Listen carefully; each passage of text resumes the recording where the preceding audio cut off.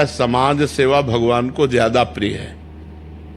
चाहे कोई भी सिद्ध हो, समाज सेवा करनी पड़ेगी। तो हमें जब ये अनुभव हुआ तो ये निकला कि भगवान की प्राप्ति के लिए कहीं भागने की जरूरत नहीं है कि आप हरिद्वार चले जाओ, आप काशी चले जाओ। भगवान को प्राप्त करने के लिए जो जहां है वो धर्म पूर्वक अपने कर्तव्य का पालन करे और नाम जप करे तो इसी से भगवत प्राप्ति हो जाएगी। भागने की जरूरत नहीं। भाग के फिर लौट के यही आना पड़ता है।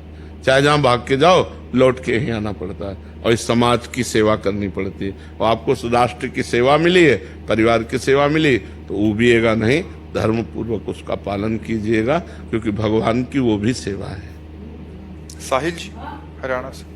राधे राधे महाराज जी। महाराज जी, परमार्थ के मार्ग पर चलते हुए मनुष्य को कब संतुष्ट हो जाना चाहिए और समझ लेना चाहिए कि भगवान की कृपा उस पर हो चुकी है?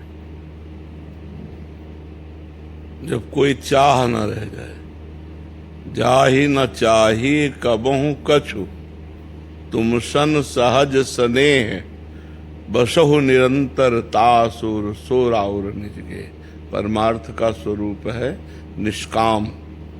कोई कामना न रह जाए, न लोक की न परलोक की, और सहज में परमात्मा से प्रेम हो जाए, आत्मा से प्रेम हो जाए, भगवान से प्रेम हो जाए, निरंतर भगवत चिंतन परायण, कोई कामना नहीं, तब संतुष्ट हो जाना चाहिए। जब सकल कामना हीन जे, राम भगत रस लीन।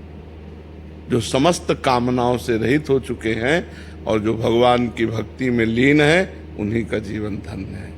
अब जब तक कामना रहे किसी भी लोक परलोक के भोग की, मान प्रतिष्ठा की, तब तक संतुष्ट नहीं होना चाहिए, अधूरा मार्ग है। और जब पूरा हो जाएगा तो ब्रह्मभूता प्रसन्नात्मा न शोचति न कांक्षति, समः सर्वेषु भूतेषु मद भक्तिम लभते पराम। परमार्थ का परम लाभ मिला, न कोई शोक, न कोई सोच, न कोई कामना, अखंड प्रसन्नता। भगवत चरणारविंद में हर समय चित्त सावई मनः कृष्ण पदारविंदयो। मन कृष्ण स्वरूप हो गया, भगवत स्वरूप हो गया, चाह मिट गई, अब संतोष धारण कर। जब तक ऐसी स्थिति न हो तब तक बढ़ता रहे, तभी वो पूर्ण माना जाएगा। समझ पाए आप? लवली जी दिल्ली से। राधे राधे महाराज जी। महाराज जी, क्या संसार में जो कुछ भी होता है वो कर्मों के नियम से होता है या ईश्वर की इच्छा से होता है? नहीं, कर्म तीन प्रकार के हैं। एक संचित कर्म, एक प्रारब्ध और एक क्रियमाण। क्रियमाण आपको करने की छूट है। आप अच्छे से अच्छा कर सकते हो, बुरा से बुरा कर सकते हो। प्रारब्ध विवश होके भोगना पड़ेगा। सुख है या दुख है, जो प्रारब्ध में है वो तुम्हें विवश होके भोगना पड़ेगा। और संचित कर्म गोदाम, जो आपका अनेक जन्मों का कर्म समुदाय रखा हुआ है, जिसके कारण आपको बार बार जन्म, बार बार मरण होना है, वो संचित कर्म। जिसके कारण इस शरीर को सुख और दुख भोगना है, वो प्रारब्ध कर्म। और क्रियमाण, इसमें छूट है। आप अच्छे से अच्छा कर्म कर सकते हो, बुरे से बुरा कर्म कर सकते हो। इसमें हरी इच्छा कुछ नहीं है।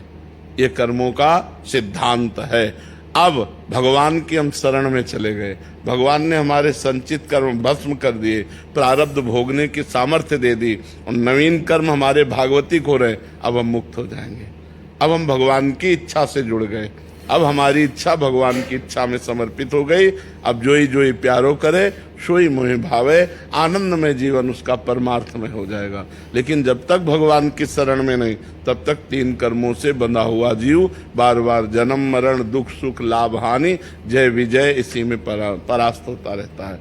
इसी में बार बार वो दुख भोगता रहता है। इसलिए मानव जीवन मिला है साधन धाम, मोक्ष कर द्वारा। साधना करके मोक्ष प्राप्त करने के लिए।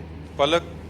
राधे राधे महाराज जी। महाराज जी, क्या भगवत साक्षात्कार के बाद भगवान के सभी अवतारों का दर्शन हो सकता है? जैसे आकांक्षा करो, आकांक्षा करो तो हो सकता है, लेकिन एक बार भगवत दर्शन होने के बाद कोई आकांक्षा नहीं रह जाती।